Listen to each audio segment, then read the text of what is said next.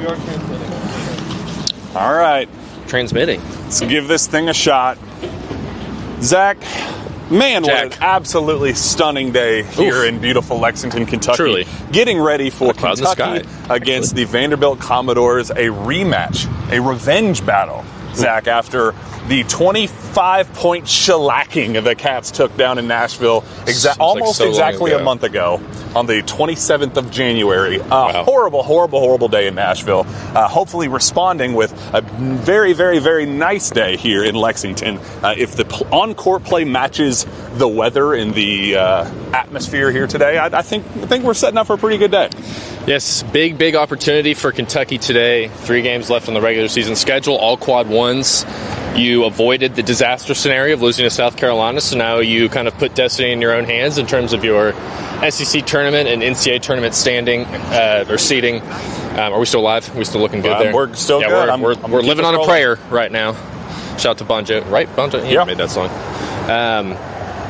So Kentucky has control of their own destiny right now.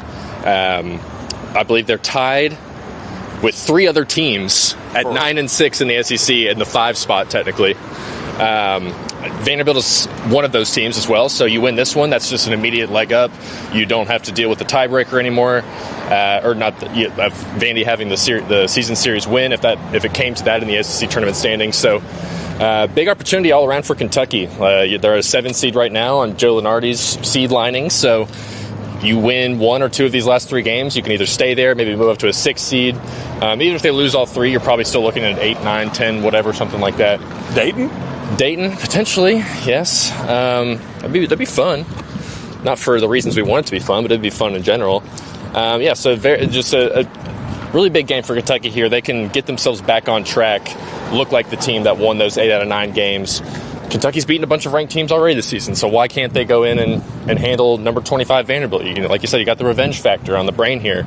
It's kind of it's decision time here for Kentucky. Like, are you going to be a team that flames out going into March, or are you going to be a team that looks like they're trying to hit their ceiling? So we'll see. I think Evan Maya actually put them in the hit or miss category that will either flame out or make a run. So well, here we are. Well, you can say that about any team. Come on. It's like coin flip. But yeah, they are in control their destiny territory where best case scenario, Kentucky could play for a double bye in Nashville. Yes. They could play for a number 4 seed in the NCAA tournament. Sure. If you win these last 3, make it to Saturday, Sunday in Nashville, we could be saying like, wow, how did, is Pope coach of the year material? How did he take losing 3 starters mid-season and turn it into a 4 seed that played their way into a double bye? Like, that's still very much on the table. But if we're going to play that game, there's also the other side of the aisle where Kentucky could lose out and drop to a no-bye and start on Wednesday still technically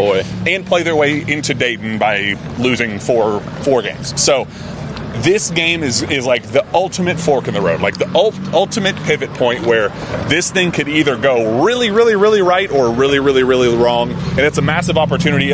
One that kind of shocks me that they are entering as a 1.5-point favorite. Tiny favorite. Did that shock you at all? Not really, just because I think KenPom has Vandy as like a 1-point favorite. ESPN's analytics give Kentucky like a 56% chance. Somebody. Oh! God, we saved it. Well, yeah. We saved it. How you doing? How are you? You got any thoughts on the game today you want to provide? I'm praying. I'm win by 5. I'm praying by 5. 20 over here. All right, I like all the.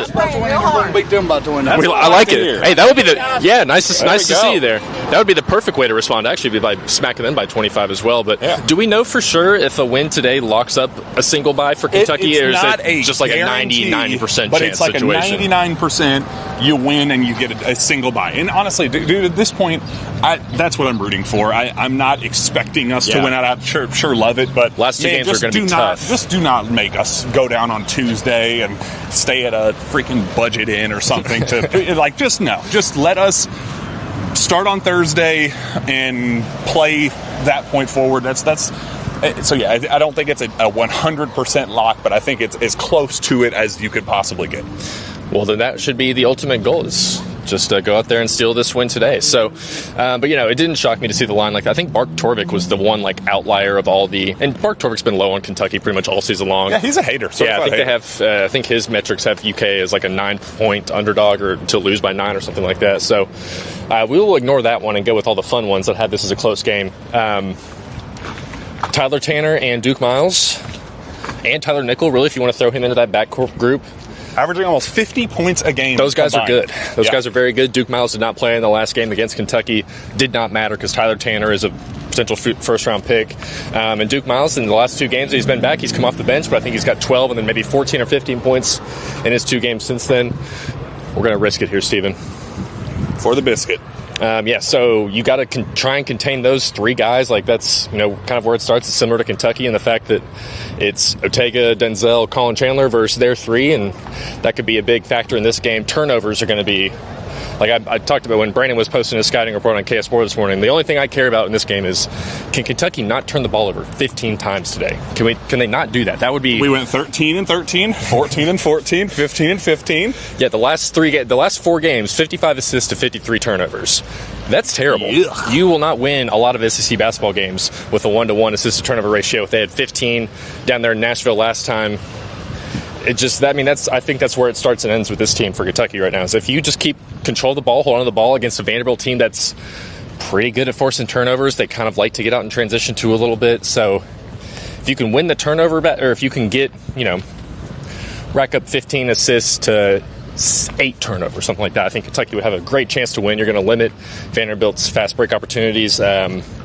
Cut down on some of their easy points that way, especially with their guards. They'll want to try and get out and run. So that kind of has a 2-pronged approach to it as well, where it can help Kentucky and hurt Vanderbilt. So turnovers, man, just hold on to the ball. It shouldn't be that difficult, but it really is for a lot of these guys. So just Denzel Aberdeen, please save Kentucky and just hold on to the ball and get it to guys in scoring positions. So today, as we walk through that, we're still live, by the way. Just this is probably the first time we've had a successful walk and talk in months. So it's because of this weather. It's just perfect out here. But on that note, if we're going to have this beautiful weather, means it's going to be an unbelievable crowd. Like there's so many people that I've heard that have reached out and said that they're going to this game. This is the first game of the season. We've got a lot of fans walking down with us too. Expecting this game to be one of the better crowds of the entire season here at Rupp Arena. With that, what are you wearing, Zach? I'm wearing white. Why?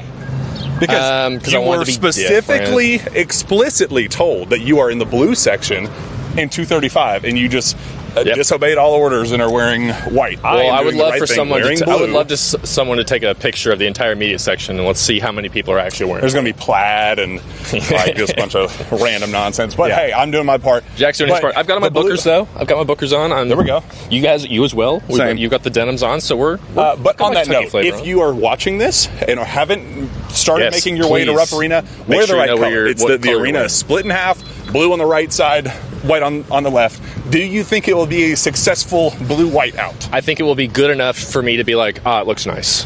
And that's all I really care about, because I just don't want it to look spotty, like it's a checkerboard situation, where people don't really know, you didn't hear about it or anything. So I think it's good. I think the word's it's gotten out pretty well.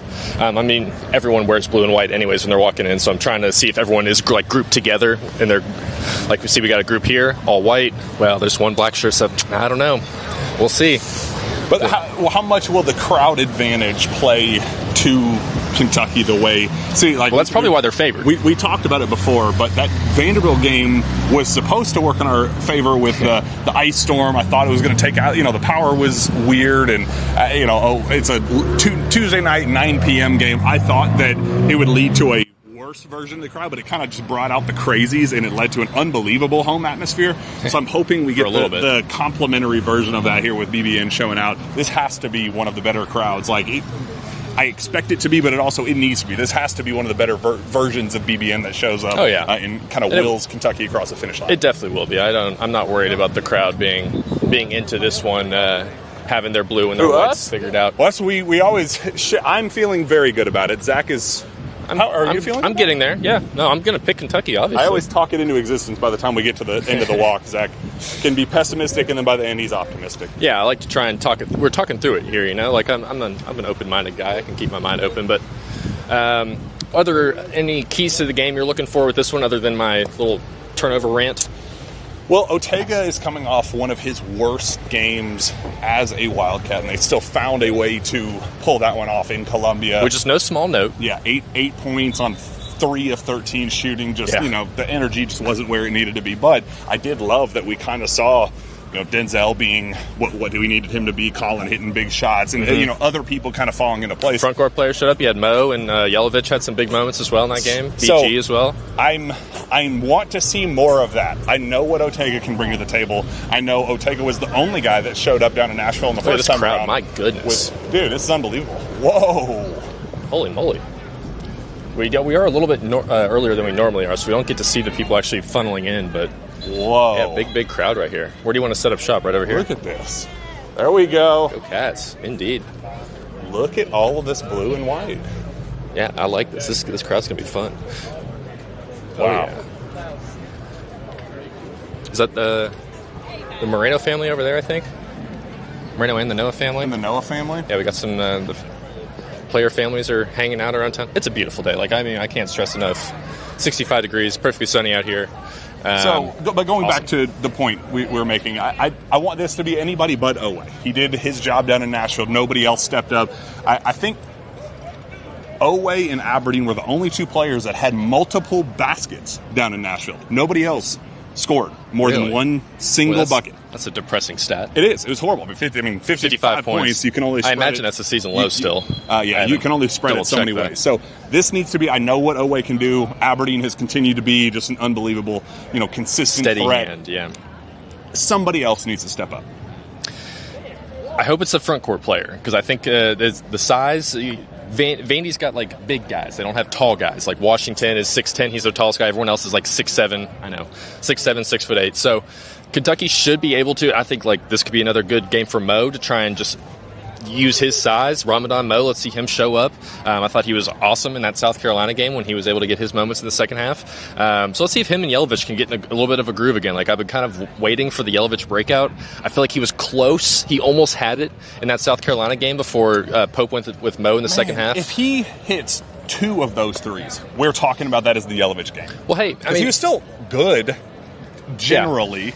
But man, he was just what would he go? 1 for 6 from 1 3? for 6, yeah. Man, yeah. He was hits 2 more. But he still 11 points, so I think that matched his season high. So he's on the cusp of it. But obviously South Carolina's a bad team, so it's hard to compare those two. But in terms of overall size and the height advantage, Kentucky should be able to impose their will a little bit.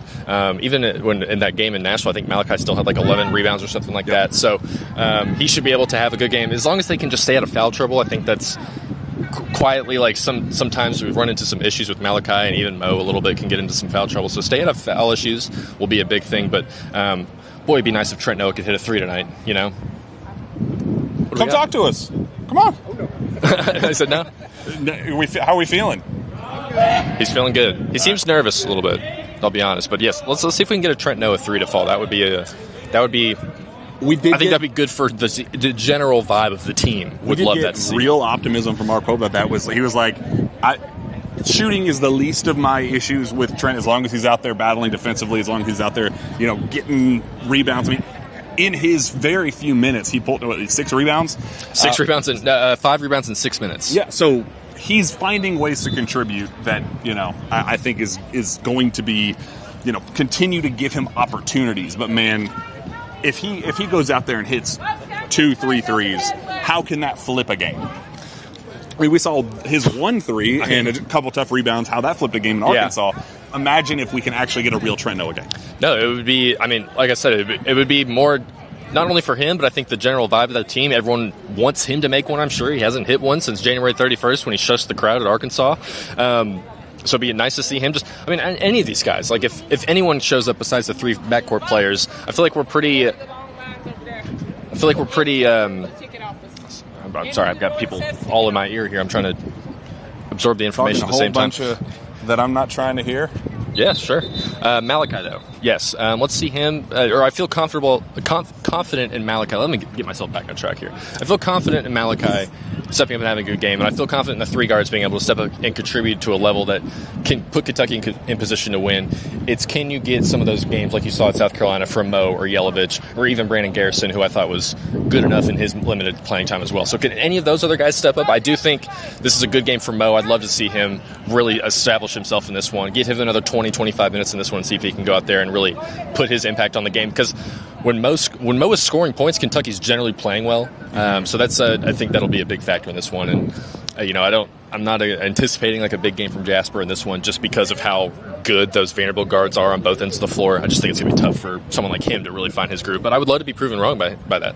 Are you looking big picture at the rest of the SEC today? Like, are you going to be having the scores on another screen? Maybe ESPN there's some big games today. Yeah, a lot of tiebreaker games, a lot of bubble games that could really just throw just light everything on fire and make us start fresh in our rapid reaction. Well, none of that'll matter if Kentucky loses. Yeah, so we're assuming, which is a big assumption with this Pacers, what are they doing? What do you think they're doing over here? Do you think Isaiah Jackson's not on there it's anymore? Getting us ready for our return to Indianapolis for the Final Four. Look at that. I'm sure Steven likes that one. Yeah. I don't know. It's going to be a tough game. It really is. Are you... Big picture, or any other matchups that you're looking at specifically? Well, I think it's Arkansas and Florida today, right? Yes. And then Tennessee plays who? Steven, do you know? I'll get the slate. Those are both top 25 matchups between two top 25. Screen. No, did you really? Do you have a screen protector on? No. Oh no, Jackery. But I have AppleCare, so I need that's to go. a bummer. Dang. I thought I avoided it. I mean, I'll be watching those games. They'll be on my TV, that's for sure. But there's actually there's a lot of. I think there's 5 games on today between top 25 teams. Virginia and Duke, I think, is on right now. So it's actually just a great day for college basketball in general. Here we go. All right, Missouri, Mississippi State. Okay. We need Missouri to lose that one. Gotcha. Missouri, they are trending in the right direction. We need them to stop. That's still one of the few blemishes they have the tiebreaker against us. On the resume. That one stop. Vandy, Kentucky, I think that one's an important one for us. Yeah, absolutely. South Carolina, Georgia, need Georgia to lose. Texas A&M. That one's interesting because we have the tiebreaker over Texas, but we also need Texas A&M to... Texas is a game behind Kentucky right now, I think. So Texas A&M, we need them to start stacking some losses. Alabama, Tennessee. Tennessee. Okay, that'll be a fun one. That's just gonna be a fun game. We could use Tennessee. We could use Tennessee to lose. Okay. Oklahoma, LSU, no factor. Arkansas, Florida. We could use Arkansas losing games. Yes. Yeah. And then are they 9-6? Or are they 10-5? Arkansas. Do we know for sure off the top? Overall, they're 21-7, but they're 10-6, 10-5, 10-5. Okay. Yeah. So it'd be nice for them to lose as well. And then Ole Miss, Auburn to close out the night, and that doesn't impact us at all. Yeah. So a lot of really fun games on today to watch. So that Florida Arkansas game, hopefully, I think that's a later game. I think that's like a 6 o'clock or 8, maybe an 8 o'clock game or something like that. So I'll be tuned into that one. 8:30. 8:30. That'd be a good one. That'll be a fun one. Yeah, but none of that really matters if Kentucky loses because then we'll just have this exact same conversation again going into Tuesday's game. But just win, baby. Just win. Just win, baby. Just win with our friends at Parlor Pizza as always. Shout out Parlor Pizza. Shout out to that awesome remote that we had a couple of weeks ago. Tough circumstances. 11-4. 11-4. Okay. So shout out to them and shout out to our Parlor pregame predictions. What are you rolling with today for the Cats? I'm going Kentucky. I think I had like 82-80, something like that. I kind of forget my exact score, but I think low 80s for the score prediction is what I'm seeing. MVP, I'm going to pick someone other than Ortega just because I feel like we're going to get a bounce back, 20-point-ish close to performance from him. It's something usual we expect from him. So I've been hyping up Mo, so I'm going to go with Mo. I'm going to stick with Mo. I think we get 8 points, 8 rebounds, and a couple of blocks from Mo. Ooh, and it just some really big moments for him. Gets himself over 20 minutes and really makes an impact on this game off the bench. I just have good feelings, man. Like, I just feel the crowd is going to be into it. I feel that this team is due for a just really good 40-minute all-around performance on both ends of the floor. Yeah. And I think the revenge factor is real, man. Like, I just think that if I were Mark Pope, I would have shoved these guys in the film room, turned the lights off, and said, it's on a loop until you guys are sick of this. Yeah. I want you guys to feel sick about how things unfolded, and I think they are. I think that one was one that he was asked about, the chip on their shoulder. They called you guys soft so that they could expose the physicality, all that. And he kind of downplayed that a little bit, but man, these players know what was said about them. They know that stuff hurts, and I think it's a big opportunity for them to prove that wrong. really dig into that revenge factor. I think they're going to take advantage of it. So I'm going with a. I can't remember what I said with the actual score, but I'm going with an 8-point win. 8-point win. Okay, I like that one. 8-point win. So let's go 76. No. 82. 76. 4. Is that what I said? 82-74? That would be an 8-point win. There we go. 82-74, Kentucky wins, and I'm going Malachi Moreno. It's my game MVP. Front court players. Got to take advantage of the front court. Got to find some sort of mismatch, and I think they take care of business. Shout out Parlor Pizza. I love shout this out guy's Kentucky black. The black. Is that a Jacob Toppin? Ooh, a Rob Dillingham jersey. Look at. But it's not blue or white. Yeah. Neither. Oh, Jacob. Hey, Jacob Polachek. I know him. I know you. Do we really want him on though? Gosh. I mean, look at him. Still hasn't watched that case already. Have you watched that hoodie? What? Nothing. What are your thoughts on today's game? Parlor Pizza player we're already done. So. Oh, well, you shouldn't ask me. I'm the one that picked Vandy to win this. Well, pick. Let's hear your thoughts real quick. But I'll go player of the game. Malachi Moreno. I think he's going to be player of the game. Thief. You stole from Jack. What a thief. We'll see you inside, buddy. Shout out to the doctor. Shout out to the hot honey pepperoni. Shout out to the house smoked wings and the delicious pints and the happy hour from 2 to 6 p.m. every Monday through Friday at Parlor Pizza. Multiple locations too. Coming to Lexington and Richmond, and we'll be a part of that. We'll host another big time remote. Hopefully after a win this time. That would be much more fun, and hopefully it'll be after this big time victory. It's a beautiful day. Crowd needs to show up blue and white, and hopefully we'll be right back here. Somewhere in this little middle area with a lot of crazy, drunk, diehard Kentucky still fans. In my eyes. Yeah, it'll be great. Bunch of diehard Kentucky fans celebrating a big-time win. We will see you then. Go Cats.